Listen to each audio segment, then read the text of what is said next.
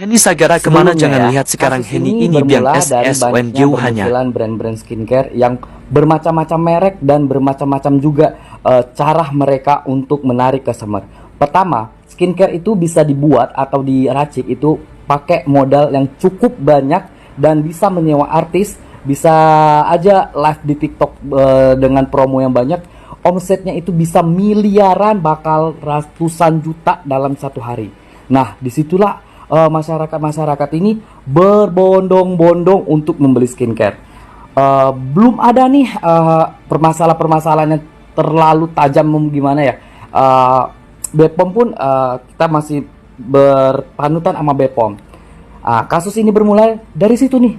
Dokter-dokter banyak bermunculan, dan kedua lagi banyak juga owner-owner yang dari kampung lah, yang dari mana tuh punya modal bikin skincare, teman artis jualannya. Kuaknya pertama sekali, kenapa sih ada brand yang katanya meracik dengan bermacam formula, dengan harga murah, dengan banding, tapi pemakaiannya B aja gitu, B aja banget, gak ada efek-efeknya. Nah, sedangkan para dokter yang meracik udah kaya itu melakukan flexing, ya kan? Gandeng artis ini, bikin viral ini, bikin apparel ini. Yang pertama sekali bikin mask yang seluruh badannya itu. Taunya apa? Dia pakai merkuri.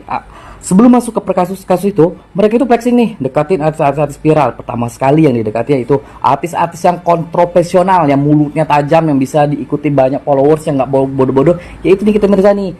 Didekatin lah tuh artis begitu banyak yang dekatin. Mira Hayati, Sela Sekia tuh dekatin Nikita Mirzani. Manfaatin tapi supaya barangnya ini laku, biar mereka dapat keuntungan yang berjuta-juta. Sebelumnya masih adem ayam aja nih, adem ayam. Keluarlah namanya Doktif, dimana dia mempunyai satu klinik juga, dan dia berperan untuk melawan COVID kemarin. Dia garda terdepan juga. Nah, Doktif ini mengreview barang-barang yang dijual oleh owner-owner dengan harganya mahal, katanya banyak banget kandungan yang bagus, tapi pas diuji lab itu zong. Nah, di situ tuh para owner, dokter ketakutan, kok ada yang berani. Nah, si Doktif ini nggak habis batas itu doang. Doktif ini lantamnya sampai ke DPR, BPOM sampai diangkat-angkat sama dia.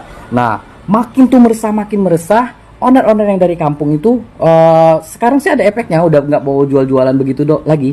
Nah, owner-owner dari kampung itu mau membaiki namanya atau mau bikin jualan ini tetap laku. Nah, karena masih tetap mau kaya gitu ya, dokter reflexing ini, gandeng lah Nikita Mirzani. Karena Nikita Mirzani ini kalau ada aja yang dia tahu, dan dia paham. Nah, sedangkan Doktif ini sama Nikita Mirzani berteman. Nah, Nikita Mirzani mencoba, ayo kita berantas di mafia-mafia, bukannya iri-iri gimana ya, coba kalian pintar untuk membeli skincare. Terutama saya, gue membeli skincare sekarang ngeri banget, ngeri sedap. Kalau bukan brand-brand yang kayak udah lumrah gitu. Nah, disitulah para owner ini bergerak. Terjadilah seperti ini di kasus ini. Sebenarnya ini kita apa sih? Public figure yang dimana dia tuh ngomongnya itu kalau ada kejahatan, pemerintah ini udah ditipu-tipu sama duit, nih kita naik. Bepom tuh kenapa sekarang? Bepom udah kemarin udah diserang-serang, Bepom nggak ada bergeraknya. Baru dari ada pira-pira baru kasih berita. Nah, udah begini mau gimana? Nah, sekarang kembali lagi di permasalahan skincare dengan laporan pemeras dan TPPU. Nikita Mirzani yang jadi korbannya dan diintimidasi di kasusnya ini. Sebenarnya yang ditangkap itu siapa? Ya mafia-mafianya. Kenapa? Nikita Mirzani mempunyai produk dari Reza Gladys. Ya saya tahu Reza Gladys pasti ada pembelaan, tapi kami nggak bodoh. Marsai kan nggak bodoh. Itu ditempel. Satu lagi itu tomato putih itu DRL, Richard Lee, Suneo.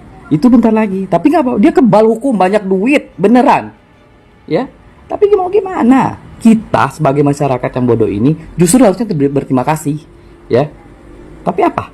Mau ngasih bukti flashdisk aja, hakim pergi. Gimana? Kita tuh sekarang tuh kasih tahu bahwa kita tuh pinter, nggak mau dibodoh-bodohin sama owner-owner. Kalau kasus ini memang pemerasan, pengancaman, apa gimana, udah gue lihat kok sidangnya sampai kemarin. Kenapa sih P21-nya lama banget? BAP-nya sampai 2 kali diganti. Taunya ada percakapan pemerasan, ada cakap penyuapan yang dilakukan oknum untuk jaksa sama Kim dan Kapolri yang bla bla bla bla. Tapi ini kita punya itu di flash disk, tapi dia nggak mau. Sekarang, yuk save nih kita bantai, kita kasih tahu bahwa negara ini udah stop hukumnya bagi-bagi yang punya duit doang. Sidangnya hari ditunda, hari Kamis sampai hari Senin. Yang jelasnya udah terbukti sidang kedua ini menghadirkan saksi yang dimana mempermasalahin produk, ya, mesalahin skincare, bukan pemerasan. Lantas gimana nih? Ya Allah, ya udah kan kita save buat kita.